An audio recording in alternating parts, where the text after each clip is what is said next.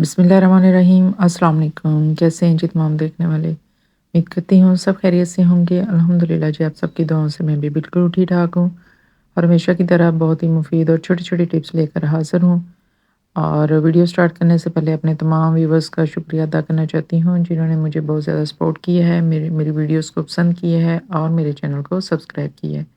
आप सबके ख़ुलूस और प्यार मोहब्बत का मैं फिर से तहे दिल से शुक्रिया अदा करती हूँ।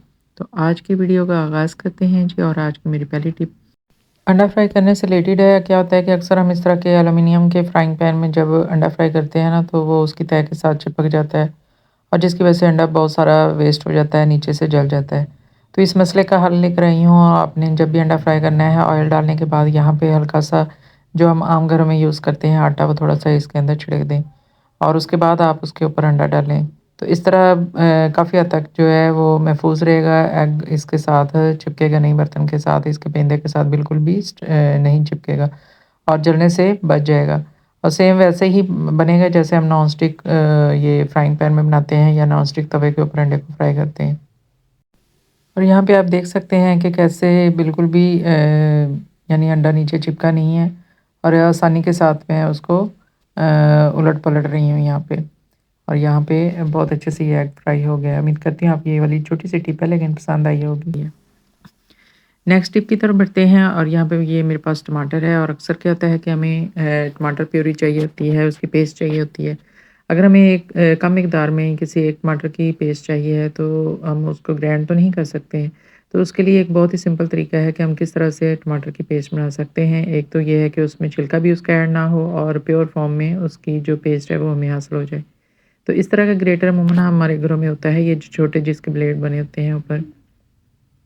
तो टमाटर को 2 हिस्सों में इस तरह से कट करके इसके ऊपर रब करने से बहुत ही अच्छी टमाटर की जो पेस्ट है ना, वो हमें हासिल हो जाती है। और उस पेस्ट के अंदर जो टमाटर का छिलका होता है, जो कि खाने के लिए बिल्कुल भी अच्छा नहीं होता है, क्योंकि इसको हमारा जो स्टमक है वो डाइजेस्ट भी नहीं करता है ठीक से। तो इसलिए इसको अवॉइड करना चाहिए खाने से। और इस तरीके से हम इसके छिलके को देखें कितनी ईज़िली अलग कर सकते हैं। अगर हम एक टमाटर की हमने इस तरह से पेस्ट बनानी है और किसी ग्राइंडर में, किसी मिक्सी में डालते हैं, तो वो छिलका साथ ही ग्राइंड हो जाता है। तो ये बहुत ही आसान तरीका है, छोटा-सा यानी छोटी-सी टिप है और इस टिप के ज़रिए से हम पेस्ट भी हासिल कर सकते हैं टमाटर की और उसका छिलका भी आसानी के साथ निकाल सकते हैं। बाद में हम इस छिलके को वेस्ट नहीं करेंगे, बल्कि हम इसका इस्तेमाल अपनी स्किन के लिए एज़ अ स्क्रबर या एज़ अ मास्क भी यूज़ कर सकते हैं, क्योंकि इसके अंदर क्लीनिंग एजेंट काफ़ी हद तक पाए जाते हैं टमाटर के अंदर। तो अगर हम डायरेक्ट टमाटर नहीं यूज़ कर रहे, तो उसका ये इस तरह अगर आपके पास छिलका बचा है, तो आप उसका इस्तेमाल करके भी अपने हाथों की और अपने फेस की स्क्रबिंग कर सकते हैं और अपने हाथों और स्किन को क्लीन कर सकते हैं। तो उम्मीद करती हूँ ये वाली टिप भी आपको पसंद आई होगी।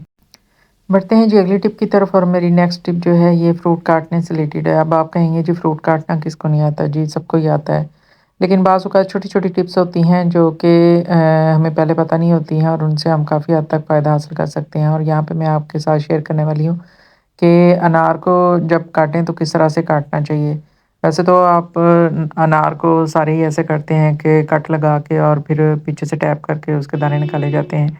लेकिन उसको कट करने की एक ट्रिक है कि इस तरह से ऊपर वाला हिस्सा अगर हम काट लें, तो ये आप देख रहे हैं कि कुदरत की तरफ से ही अनार के अंदर ये पार्टीशन हुई हुई है, ये लाइन्स वगैरह लगी हुई। अगर हम रैंडमली ऐसे ही कट ना लगाएँ, बल्कि ये जहाँ से पार्टीशन हुई हुई है वहाँ से इसकी कटिंग करें। यानी इस तरह से कट लगा लें अनार के फ्रूट को और बाद में इसको सारे जब कट लगा लें जहाँ-जहाँ भी ये पार्टीशन हुई हुई है, और फिर उसको एक-एक इसकी ये पीस को पकड़ के बाहर की तरफ आप खींचें, तो आप देखेंगे वो जितनी भी अंदर वो उसकी झिल्ली-सी होती है, जो अमूमन हम अनार निकालते वक़्त अनार के दानों के साथ ही बाहर आ जाती है और जिसको हम बाद में अंदर से चुनना पड़ता है, वो दानों के साथ चिपक जाती है, वो अंदर ही रह जाएगी। यहाँ पे आप देख रहे हैं मैं एक-एक करके सारी ये जितने भी पीसेज़ हैं जो मैंने कट लगाए हैं, उनको मैं बाहर की तरफ इस तरह से निकाल लूँगी और ये जितनी भी उसकी अंदर ये पर्दा सा है, झिल्ली-सी है, वो सारे का सारा अंदर रह जाएगा। बाद में इसको इस तरह से मैं उतार लूँगी और ये देखें बिल्कुल भी वो सारे का सारा बाहर आ गया।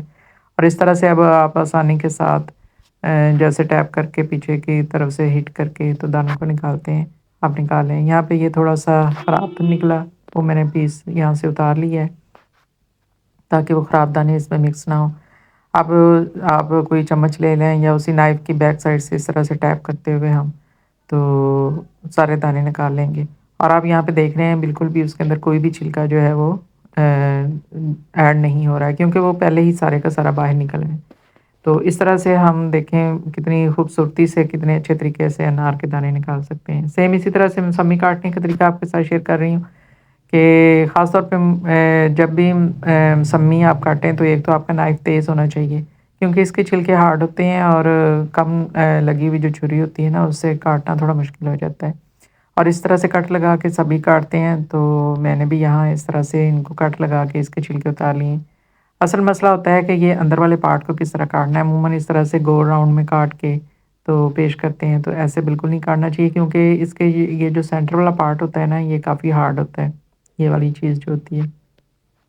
तो ये खानी भी मुश्किल होती है, यानी ये हम अमूमन जूस चूस के तो बाहर निकाल देते हैं। तो अगर आप इस तरह से मौसम्मी को कट करें कि ये वाला पार्ट जो मौसम्मी के साथ आए ही नहीं, यानी ये सेंटर पीस सेंटर में ही रह जाए। और यहाँ पे आप देख सकते हैं कि इस तरह साइडों से मौसम्मी काटने से जितना भी उसका हार्ड पार्ट होता है और उसके सारे जो सीड्स वगैरह होते हैं ना, वो सारे अलग हो जाते हैं और जो खाने वाली चीज़ होती है ना, वो अलग हो जाती है। यानी अब उसको खाना बिल्कुल भी मुश्किल नहीं लगेगा, आप ईज़िली उसको खा सकते हैं। यहाँ पे आप देख लें वो सारा हार्ड पार्ट बाहर निकल गया है। तो इस तरह से जब भी मौसम्मी को काटें, आप इस तरह से काटें और एन्जॉय करेंगे अपनी यानी फ्रूट्स को। उसकी कटिंग को भी एंजॉय करें और उसको खाना भी एंजॉय करें। उम्मीद करती हूँ कि आपको ये वाली टिप भी पसंद आई होगी। बढ़ते हैं जी अगली टिप की तरफ और यहाँ पे आप देख रहे हैं कि अमूमन जैसे कि मैंने अभी अनार की कटिंग की थी और ख़ास तौर पे जब हम अनार वगैरह काटते हैं तो हमारे नेल्स बहुत ख़राब हो जाते हैं। यानी आगे से सारे ब्लैक हो जाते हैं, अनार का कलर उन पे आ जाता है। या हम कोई और वेजिटेबल वगैरह बनाएँ, जैसे पत्तों वाली सब्ज़ी होती है, साग वगैरह होते हैं या मेथी, उनको कटिंग करें तो हमारे ये नेल्स सारे ख़राब हो जाते हैं, ग्रीन हो जाते हैं, हाथों की उँगलियाँ भी ख़राब हो जाती हैं। तो साबुन से धोने से भी ये साफ़ नहीं होते हैं। यहाँ पे मैंने साबुन से भी धोए हैं लेकिन वो अनार का जो कलर था वो नेल्स के अंदर तक चला गया है और वो इतने देखने में भी भद्दे लगते हैं, ख़राब लगते हैं जैसे कि सारी अंदर मैल फंसी होती है। तो अब मैं यहाँ पे इनको साफ़ करूँगी, उसके लिए यहाँ पे मैंने आधा चम्मच लिया है मीठा सोडा और आधा चम्मच सेम इक्वल क्वांटिटी में लिया है नमक और एक अदद लूँगी यहाँ पे लेमन और यहाँ पे नींबू का रस जो है मैं इसके अंदर निचोड़ दूँगी और यहाँ पे आप देख लें कैसा रिएक्शन हो रहा है। तो सेम इसी यानी शार्पनेस की वजह से लेमन के अंदर होते हैं क्लीनिंग एजेंट होते हैं वो जो भी दाग धब्बे या इस तरह की चीज़ें होती हैं कपड़ों पे चाहे लग जाएँ या हाथों पे लग जाएँ उनको बड़े अच्छे से साफ़ कर देते हैं। और मीठे सोडे का भी यही काम होता है। तो यहाँ पे उसी लेमन के छिलके के साथ ये पेस्ट सी जो बन जाएगी, तो मैं अच्छे से अपने नेल्स के ऊपर अच्छे से इसको रब कर लूँगी। पहले तो ये छिलके के साथ अच्छे से रब करूँगी, फिर उसके बाद मैं कोई भी स्पेयर ब्रश अमूमन हमारे घरों में मौजूद होते हैं, वो लेके अच्छे से नेल्स के अंदर उसको ब्रश की मदद से सारी सफाई कर लूँगी। ताकि नेल्स के अंदर जितना भी वो कलर अनार का जम गया है, वो आसानी के साथ उतर जाए। तो मुझे कम से कम 1 से डेढ़ मिनट हो गया है इस तरह से रब करते हुए और मेरे बहुत हद तक जो है नेल्स अच्छे से साफ़ हो गए हैं और यहाँ पे आप चेक कर लें कि पहले इनकी क्या कंडीशन थी और अब ये कैसे हैं। और यहाँ पे मैं आपको वॉश करके दिखाती हूँ कि ये किस कदर साफ़ हो चुके हैं। यहाँ पे सिंपल पानी के साथ मैंने अपने हाथ जो है धो लिए हैं और यहाँ पे देखें मेरे नेल्स के अंदर शाइन देखें और अंदर से जो ब्लैक हो गए हुए थे वो सारा कलर भी अनारों का उतर गया है। तो ये बेस्ट तरीका है अपने हाथों को, नेल्स को, उँगलियों को इस तरह अगर सब्ज़ी काटते हुए कलर लग जाए तो इस तरीके से आप साफ़ कर सकते हैं। अगली टिप की तरफ बढ़ते हैं। हमारे घर में इस तरह के बॉक्स आते हैं, कस्टर्ड के डिब्बे होते हैं, कॉर्नफ्लोर के डिब्बे होते हैं, डिफरेंट मसाला जात होते हैं जिनमें से जो कि एक ही बार में यूज़ नहीं होते हैं। कुछ मिकदार हम यूज़ कर लेते हैं और कुछ मिकदार जो होती है अभी इसके अंदर ही ऐसे हम रख देते हैं और लेकिन इसको एक बार तो ज़ाहिर बात है हमने ओपन तो करना ही होता है। अब दोबारा से इसको किस तरीके से महफूज़ करके हम रख सकते हैं कि एक तो ये काफ़ी देर तक ठीक रहें, तरोताज़ा रहें, यानी बिल्कुल ठीक रहें, जो भी अंदर मटीरियल है वो ख़राब ना हो। तो महफूज़ करने का तरीका यही है कि आप इस तरह से कोई पॉलीथीन का बैग ले लें और उसके छोटे-छोटे पीसेज़ इस तरह से कट करके तो इन डिब्बों के ऊपर लगा के तो ये सिंपल रिंग रबड़ लें और उसके ऊपर इस तरह से चढ़ा दें।